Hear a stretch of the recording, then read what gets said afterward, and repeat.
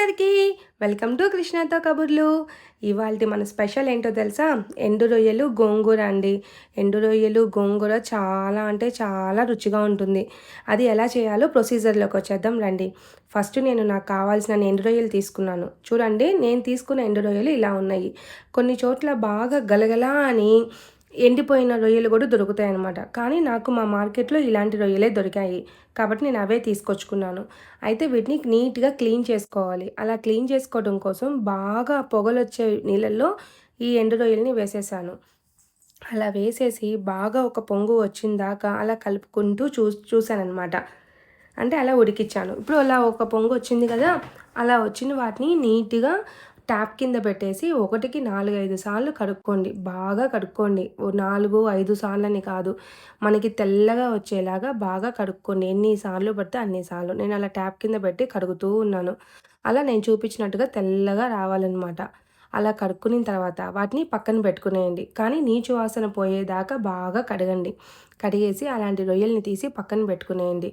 తర్వాత పచ్చిమిరపకాయ, onion, tomato వేసుకోవాలి. కట్ చేసుకునేసేసి అన్నీ ఒక్కొక్కటి అనమాట. ఆ తర్వాత ప్యాన్ పెట్టుకొని ప్యాన్లో ఇవన్నీ ఒకదాని తర్వాత ఒకటి వేసేసి బాగా కలుపుకునేయండి.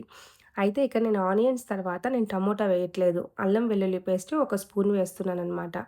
ఆ స్పూన్తో అలా మగ్గిన తర్వాత రొయ్యలతో పాటుగా టమోటా వేసి బాగా మగ్గనియండి. కొంచెం అంటే కొంచెం సాల్ట్ వేయండి.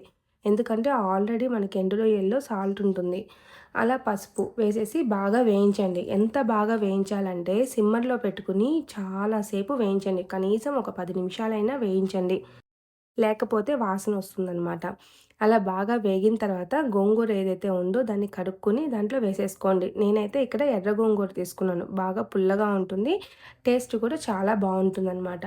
అలా వేసేసుకుని కారం పొడి వేసుకుని అలాగే ఒక స్పూను గరం మసాలా వేసుకున్నాను. గరం మసాలా వేసుకోవడం వలన ఆ రొయ్యల్లో ఉండే ఆ ఎండు రొయ్యలు కదా, కొంచెం స్మెల్ వస్తుంటుంది. ఆ స్మెల్ అంతా కూడా పోతుందనమాట. అలా బాగా కలుపుకునేసేసి 1కి 2 సార్లు మూత పెట్టేసేయండి. అది బాగా మగ్గింది అంటే దాంట్లో ఉండే వాటర్ అంతా సపరేట్ అవుతుంది. అలా సపరేట్ అయిందని మనకి ఏ కన్సిస్టెన్సీలో కావాలో ఆ కన్సిస్టెన్సీలోకి ఉంచుకునేసి దింపేసేసుకోండి. మనకి పుల్లగా, కారంగా, రుచిగా ఉండే ఎండు రొయ్యలు గోంగూర కర్రీ రెడీ అయిపోయిందండి. Okay, bye bye.